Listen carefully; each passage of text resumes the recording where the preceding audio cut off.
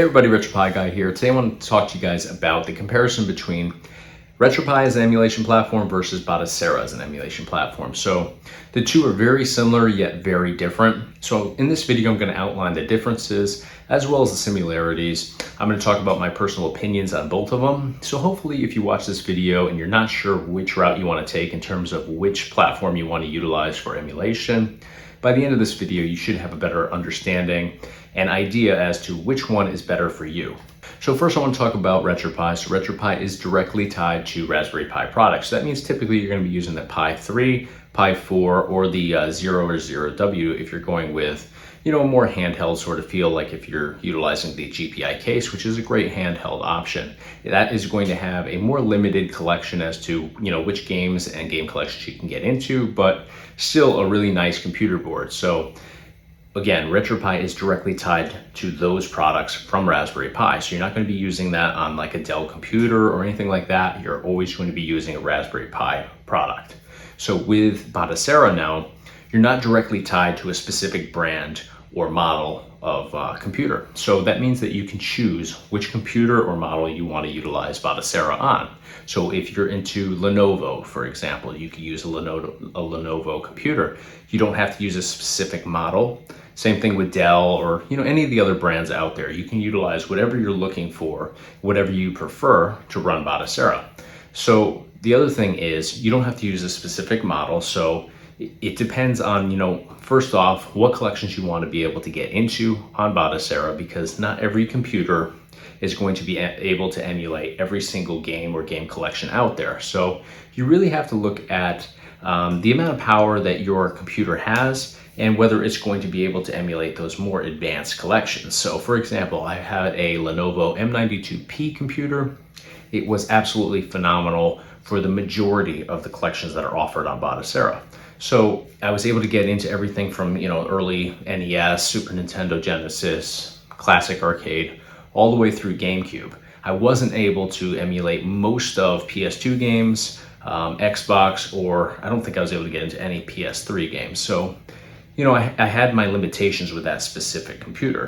So I could go and upgrade to a more powerful computer, and then I'd be able to access those more advanced collections as well. So you really have to think about what collections you're looking to gain access to, and also how much money you want to put out and invest into your setup. So, if you're looking to stay closer to a computer that has that, $150 to $200 price tag, then you're probably not going to be able to get into, those more advanced collections that require more of your computer. So again, PS2, Xbox, PS3, those are typically going to be the collections that just require a little bit more from your computer. So you have to take that into consideration. So, if you want to spend a little bit more and get a more powerful computer, then you'll have more capabilities in terms of collections that you can emulate. So that is a major difference between RetroPie and Batocera, because RetroPie is going to typically max out at the Dreamcast, N64, and PSP collections. Now, I'd say about 75% of N64 games work really well and emulate, pretty close to flawless on RetroPie. Now, Dreamcast, I'd say it's about the same. And then PSP is going to be, a little bit more hit or miss at about maybe 50% of games work, just because, that's where it just starts to get to the point where it's maximizing what the Raspberry Pi is capable of. And it's not so much that these platforms have the limitations, it's more so the computers that you're using. And with RetroPie, you're using, at best, a Raspberry Pi 4 or even the 400, which, is a little bit better in terms of emulation with certain things, but that's going to, certainly max out at those collections I mentioned. You're not able to get into, Sega Saturn even, PS2, GameCube, like they're just not possible at all. So actually a couple of Saturn games are, but they're really unstable. So I definitely don't recommend playing anything Saturn related. It's going to be just a super frustrating experience on RetroPie.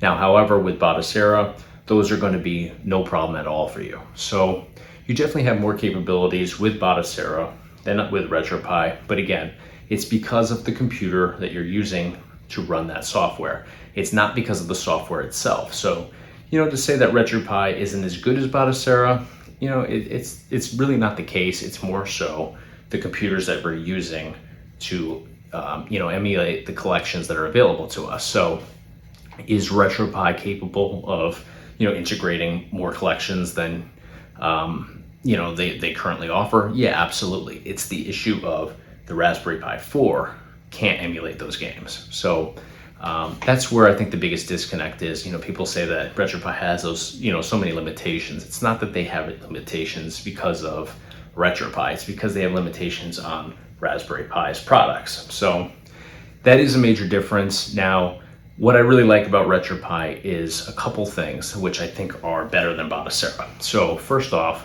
a single board computer from Raspberry Pi is very compact, typically about 2.5 inches by 3.5 inches, give or take. That is a fraction of the size of your average computer that you'd be utilizing Batocera on. So what's nice about that is you could put it into handhelds like the Pi Boy. You could put it into arcade setups like I have behind me. This arcade cabinet right here is fully powered by Raspberry Pi 4, running RetroPie. So that's really amazing because there's no way on a full-size cabinet you could definitely fit a full-size PC in there. Not that you want to, but this one is really small. This is actually wall mounted. I don't have a full base to it or anything. It's pretty much just this size right here.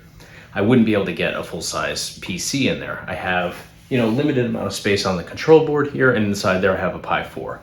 Takes up this much space, super compact, gets me, I'd say, about 95% of the games that I'd like to play on here.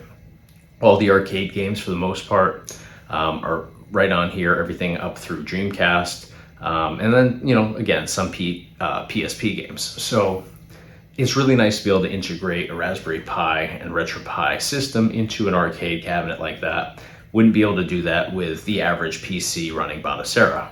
Not that it's impossible, it's just, you don't want to put a good sized PC like this inside a cabinet for a variety of different reasons. It'd just be a logistical nightmare for the most part. But it is possible. I don't want to say it's impossible. It's just not the preferred setup. So that makes me lean a little bit more towards RetroPie if that's what you're looking to do. If you're looking to power an arcade, if you're looking to do a arcade one-up modification, Raspberry Pi and RetroPie is the route to go in that case. So another thing that I want to point out, which I think is also highly overlooked, RetroPie has a massive community around it. There's just a ton of people that are totally into RetroPie, and that means that if you have an issue that you need help figuring out or troubleshooting, you have a massive community that's supporting RetroPie. And the thing with RetroPie is, not all the time, but most of the time, if one person's experiencing a problem, somebody else has experienced the same problem because,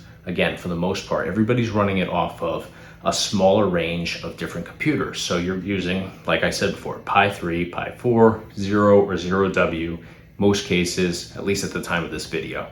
If it's, if you're going back a couple of years, then you might be using some of the older Raspberry Pis, but as of right now, those are what you're going to be using. So if somebody, in New York is having an issue with, a certain setup powered by Raspberry Pi 4, they're using these controllers or whatever, they might be having a specific issue that, somebody else across the country or across the world is having the same problem because they're using the same setup exactly.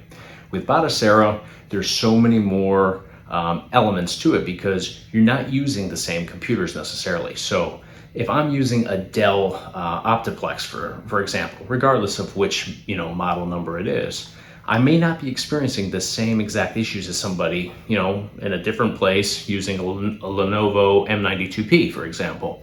The differences in setup make a difference as to what your experience is, what problems you might run into. So there's definitely a lot more moving parts with Batocera. They don't have as active of a community around it of people that, are well versed in it and able to assist other people.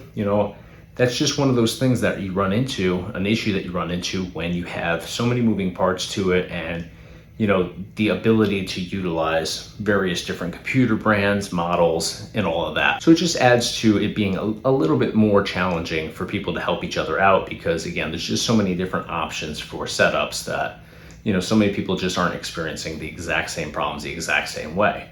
So there's just more variations to things. So if you're looking for assistance or troubleshooting help, then you're going to have more success finding solutions and solving problems with RetroPie and Raspberry Pi. Again, because of that active community, and because for the most part, everybody's working with the same components to their setup. So, a lot more people are experiencing the same kind of issues, or facing the same sort of challenges. Not to say that there's, a lot of rampant issues with RetroPie or Batocera, but at some point you're going to run into a situation where you have to do a Google search, you have to come, onto YouTube and try to find a solution. You're going to have more success finding solutions and, ironing out little issues and glitches with RetroPie than you are with Batocera. That's just the way that it is. There's just so many people involved with RetroPie. So that's something that I think is highly overlooked when people go to select a certain emulation platform.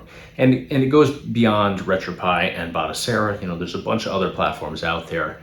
And I think that the best advice I can give people is look at the community that's behind these emulation platforms. You don't want to invest time and money into something that, just doesn't have as many active users, because you're going to run into those problems where solving problems is more challenging than on other systems. So these are just a couple things I want to point out to people just to make it a little bit more seamless and just an easier experience for you when you go into a certain platform that you want to utilize into your specific build and setup. So hopefully this video helped you guys out.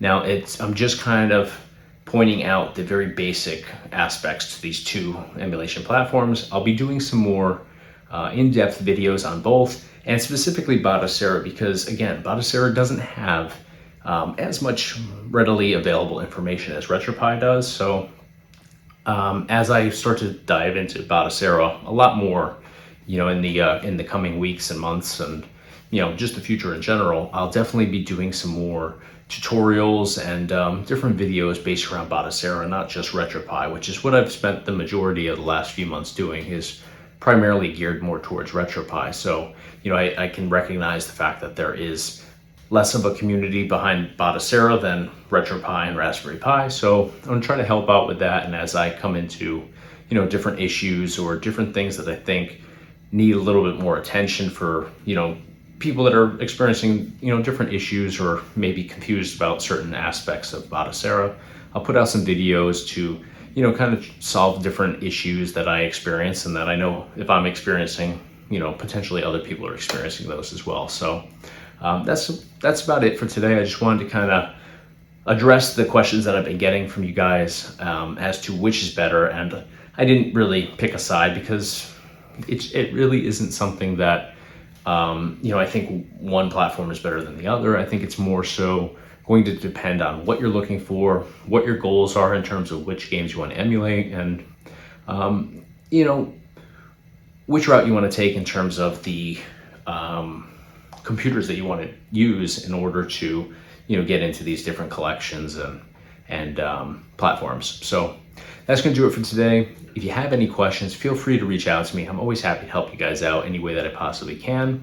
And of course, check us out online on our website, www.retropieguy.com, and definitely subscribe to our YouTube channel, because again, we're going to be doing a whole bunch of different videos geared more towards Batocera, and we already have a ton of stuff, and we'll continue to put out a lot of stuff on RetroPie as well. So, if either of these are platforms that you're interested in, then definitely subscribe, because we're going to definitely deal with both of them and put out some great content. So thanks for watching, guys. See you guys soon.